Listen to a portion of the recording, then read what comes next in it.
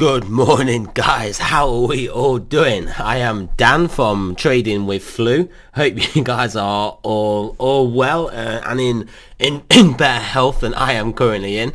But yeah, so apologies for no video yesterday. I was pretty much in bed a lot of yesterday and the day before. It's a bit strange because then all of a sudden I'll feel a lot better and then be able to get up and do stuff, and then like I'll sort of crash and burn later on and just feel really rough again. But anyway, having a better spell this morning, so hopefully I will be recovering pretty quick. So yeah, I am Dan from Trading with Dan. That's the real one.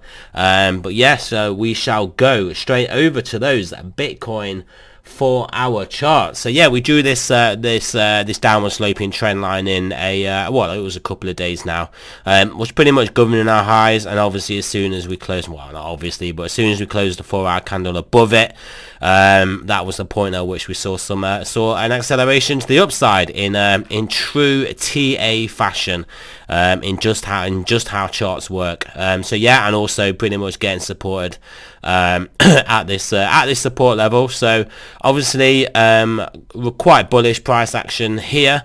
Is it just indicating sideways within this range? Have we now established, should we just call it 57 to 67, a nice round number of $10,000 range? Yeah, potentially. So sideways within this range until obviously we either break out to new all-time highs or break down below this $58,000 level, at which point we could find ourselves back testing this horizontal. So we shall have to see what happens. If we also want to go and look at what is a relative barometer of the health of the crypto market, that's what I kind of look at it as, the Ethereum Satoshi pairing. We can see that this is now making bullish moves to the upside. It has taken out these highs here, this high, and then these highs here, and it has tested into our basically major level of resistance. Obviously backed off it on a 4-hour 9 at its first pass, which is all pretty normal. Come back down. I mean, we are below. If we drew a horizontal in here, we are below that, but we've kind of got like an area here. So if it just from anywhere around this zone turn back around, find its way back up, it has obviously got a good shot then of breaking through this, at which point I think it would be pretty clear that Ethereum, this Satoshi pairing, will be making some substantial upside if we just extend this along. With obviously the next we have levels of resistance, but probably the next major level of resistance will be around this area. But that obviously is a substantial percentage gain against Bitcoin if we want to actually work it out from where we are now into that area, about 13-14% gain against Bitcoin. If that is to happen, obviously we could get rejected here. This is an important level for us to break through. So clearly there is a non-zero chance we don't break through it, get rejected, come down, take out this level. I mean, realistically, it does depend on the velocity of Bitcoin's moves, either to the upside or the downside. If it just sideways consolidates and moves, meanders up and down in an orderly fashion, then what will happen is Ethereum has got every chance of appreciating against Bitcoin, so the Satoshi pairing basically. If you want to have a look at that good old dollar pairing, because the good old dollar pairing is looking pretty good here. It is looking good. It's looking constructive. If we obviously break above all-time highs, then I mean, by definition, we enter price discovery. Price action gets wet and wild, and then that potentially is a catalyst, actually, also for Ethereum to accelerate against Bitcoin. Also, as the focus will for that period turn onto Bitcoin, onto Ethereum. So yeah, all to play for. Let's have a look at the Bitcoin dominance as well. It has come down almost into this support area, bouncing off it as you potentially would expect Are we going to paint a head and shoulders? Do we actually come all the way back up, back test into this horizontal, come back down, then take out this horizontal?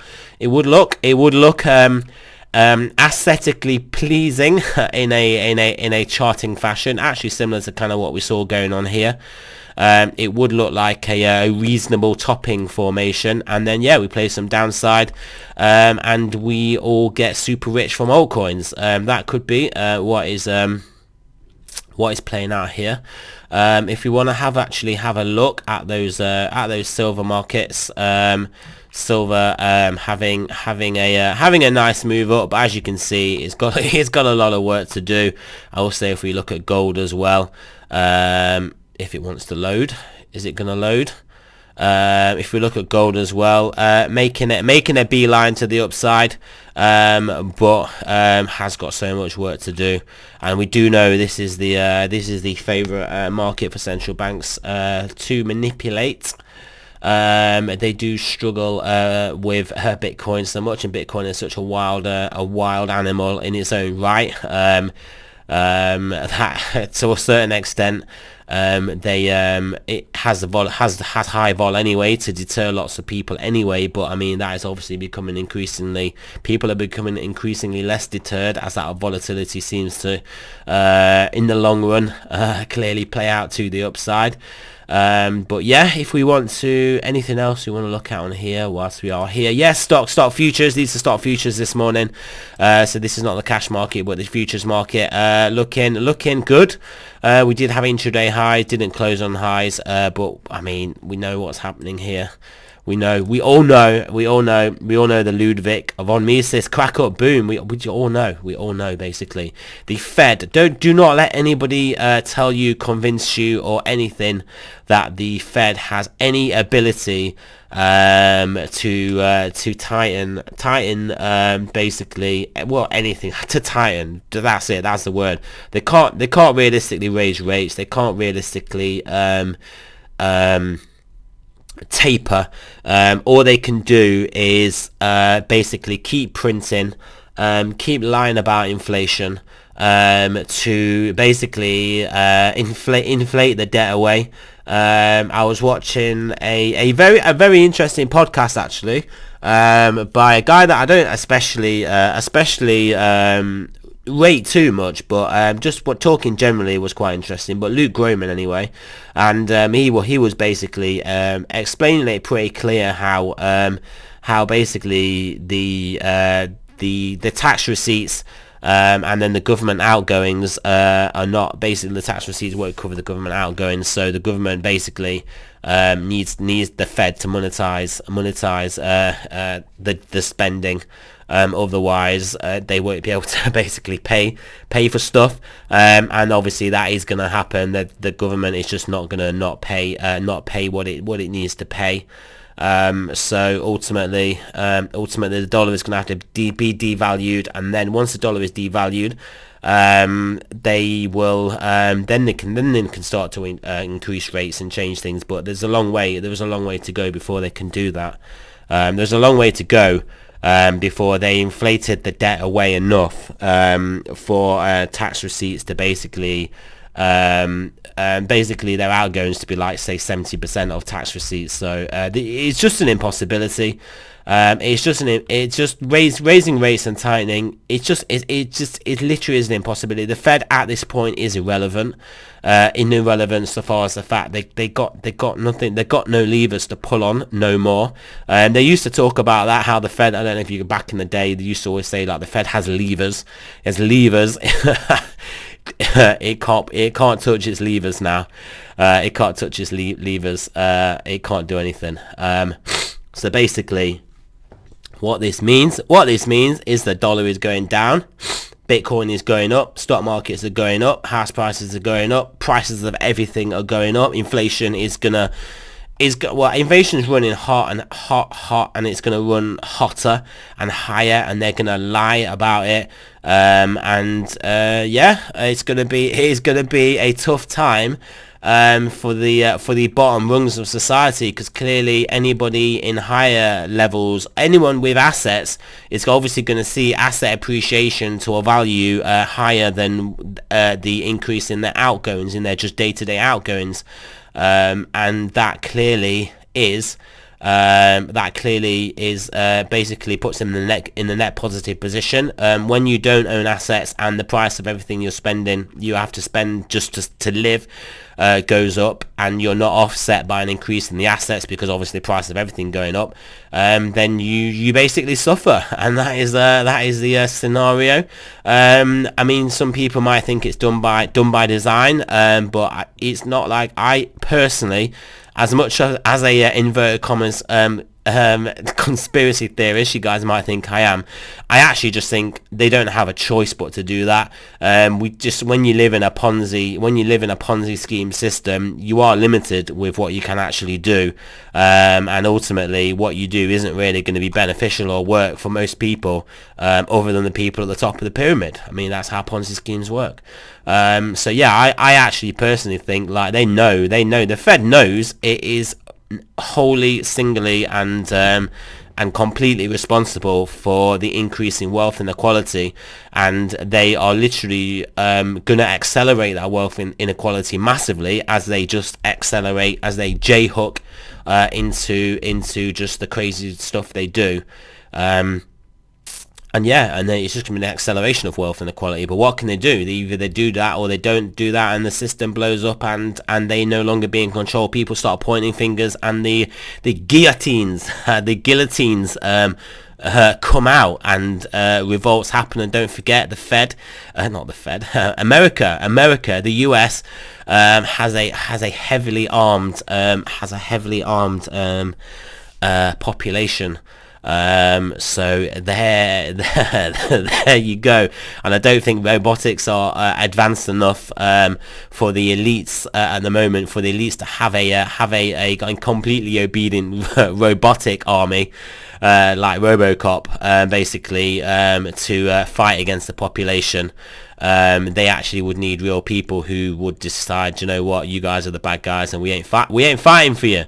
Let's just extend this horizontal along on this S&P, just because it just looks nice. Extend this along. So yeah, if we are going to roll over here, just a little bit of TA, to go with the rant. If we are going to roll over from this level, I mean, look for a rejection of here. I mean, I am expecting a pullback in some points, and maybe we get rejected the underside of this trend line. Maybe we then come back and test this nice horizontal here, and then we bounce onwards and upwards. Maybe we get going forwards, we get governed by the underside of this trend line. So yeah, I will do a bit of TA whilst we're here. So let's now have a look at the stochastics 4 hour, turning back up from a nice level. Obviously gave Bitcoin some impetus. If we look kind of like where the bottom of this was, well, it wasn't necessarily the bottom, but we obviously put in a higher low in this 4 hour stochastic, whilst price action put in a lower low, so some bullish divergence there, which I mean, ultimately did get price to move up, but still got some higher time frames. But yeah, 4 hour has still got room to run, so still upward bias there. Let's wait for the 10 hour to load. No idea why the 10 hour takes so long. I mean, I probably do. I think it's just because it's just not as an important one.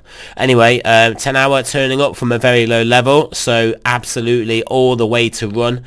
So very realistically could get us basically back up to these highs, and even beyond these highs as higher time frames then take the reins. 12 hour I expect is going to be looking relatively similar, which it is if it wants to load. Yeah, looking relatively similar, going to turn up also from a low level and then have plenty of room to run. It's still pointing down at the moment, so that is to be noted. 12 hour still diving, still coming down. 2 days still coming down, got plenty of room to run. 3 day has turned over. But 5 day moving up nicely, weekly still pointing up, bi-weekly just got so much room to run, and monthly is going to turn up as well. So I mean, the simple read here for me is that we are clearly in a very bullish, I mean, just look at it, this does, like, there's nothing bearish about, there's absolutely nothing bearish about this. This literally looks like we are about to about to move to it. I mean, when I go like that, it's like, oh, we're about to go to about to $300,000 or $400,000 Bitcoin. But I mean, realistically, look at that. If we ended up with price here, that is $200,000 Bitcoin. I mean, if price action at this point in time was here on this chart, I mean, would that chart look would that look impossible based on this chart? I mean, clearly not. Clearly not. Literally, it wouldn't. So just something to bear in mind. Something to bear in mind. So let's sort this out. Here we go. Yeah. So all to play for. Let's embrace the hyperinflation. We have got the fastest horse in the race here with crypto. I can't remember who said that. One of the crypto shills. Crypto is the fastest horse in the race. So even if you don't own as much crypto as well, just as a percentage of well, not even a percentage of your wealth, even if you just basically, if you don't own loads of crypto is such a fast horse. It has got a good chance of offsetting your increase in costs of day-to-day living. So on that basis, it is probably your best inflation hedge. It is probably why even companies are putting it on their balance sheet. People are going to start to allocate this asset in, like, even if it's small percentages, especially because now we have an ETF. I mean, it's just all to play for, really, isn't it? We know finance 1.0 is done. Like the bond market, the secular bull market in bonds, as in the prices, not the yields, is pretty much done. I mean, there's nothing they can do now. There's too much debt in the system. The only release valve is the currency, and if that currency goes, then what happens to all assets relative to that currency? They go up relative to that currency, but in effect it's the currency going down, not the assets going up. And then that's just it. It's exciting times, guys. We are in the right space. Like I said, we are on the back of the fastest horse, and that is it. That's all we need to concern ourselves with. So yeah, there you go, guys. Remember, this is not financial advice. I'm not a financial advisor or a political advisor or anything, or any sort of advisor. So yeah, thanks for listening, and I shall speak to you guys soon.